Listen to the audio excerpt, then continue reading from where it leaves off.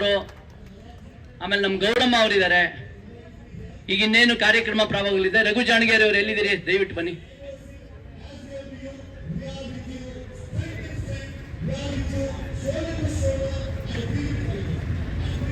ಎಲ್ರಿಗೂ ಮತ್ತೊಮ್ಮೆ ಸ್ವಾಗತ.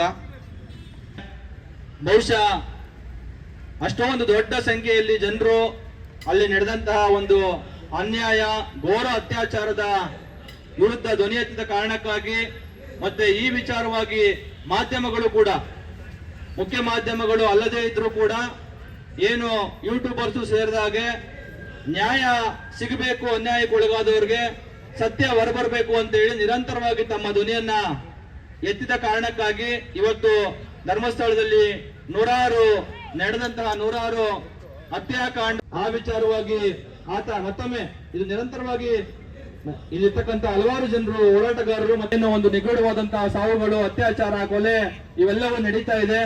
ಆ ಮುಖಾಂತರ ಧರ್ಮಸ್ಥಳದಲ್ಲಿ ಶ್ರದ್ಧೆ, ಭಕ್ತಿ ಮತ್ತೆ ನಂಬಿಕೆ ಇಟ್ಕೊಂಡಿರುವಂತಹ ಭಕ್ತರಿಗೂ ಕೂಡ ಒಂದ್ ರೀತಿಯಲ್ಲಿ ಕಿರಿಕಿರಿ ಮತ್ತೆ ಅವರ ಧಾರ್ಮಿಕ ನಂಬಿಕೆಗೆ ಧಕ್ಕೆ ಆಗ್ತಾ ಇದೆ. ಇದಕ್ಕೆ ಅಂತ್ಯ ತೆರವುಗೊಂಡಿದೆ. ಹಾಗಾಗಿ ಅದೊಂದು ಆ ಸಭೆಯ ನಂತರದ ಏನು ನಮಗೆ ಸಿಕ್ಕಿರ್ತಕ್ಕಂಥ ಯಶಸ್ಸು ಅಂತ ಹೇಳಿ ನಾವು ಭಾವಿಸಬಹುದು. ಈಗ ಅದ್ರ ಮುಂದುವರೆದವಾಗಿ ಇದೊಂದು ಹೋರಾಟವನ್ನ ತಾರ್ಕಿಕ ಅಂತ್ಯಕ್ಕೆ ತೆಗೆದುಕೊಂಡು ಹೋಗ್ಬೇಕು, ನ್ಯಾಯ ಸಿಗುವವರೆಗೂ ಹೋರಾಟ ಮುಂದುವರಬೇಕು ಅನ್ನೋ ಕಾರಣಕ್ಕಾಗಿ ನಾವೆಲ್ಲರೂ ಸಮಾನ ಮನಸ್ಕರು ಸೇರಿ ಇವತ್ತು ಈ ಒಂದು ಹೋರಾಟವನ್ನ ಚಾಲನೆಗೆ ಕೊಟ್ಟಿದ್ದೀವಿ. ಸೊ ಈ ಸಂದರ್ಭದಲ್ಲಿ ಇಲ್ಲಿ ವೇದಿಕೆ ಮೇಲೆ ಇರ್ತಕ್ಕಂಥ ಎಲ್ಲಾ ಗಣ್ಯರಿಗೆ ನಾನು ಸ್ವಾಗತವನ್ನ ಕೋರ್ತಾ, ಈಗ ಒಬ್ಬೊಬ್ರೆ ಬೇರೆ ಬೇರೆ ಸಂಘಟನೆ ಮತ್ತೆ ವ್ಯಕ್ತಿಗಳಾಗಿ ಬಂದಿರುವಂತಹ ಹಲವಾರು ಜನ ಮುಖಂಡರು ಮತ್ತೆ ಇನ್ನೂ ಹಲವಾರು ಜನರು ಬರೋರಿದ್ದಾರೆ. ಅವರೆಲ್ಲರೂ ಬಂದು ತಮ್ಮದೇ ಆದಂತಹ ವಿಚಾರಗಳನ್ನ, ಅಭಿಪ್ರಾಯಗಳನ್ನ ಈ ವಿಚಾರವಾಗಿ ಹಂಚ್ಕೊಳ್ಳಿದ್ದಾರೆ.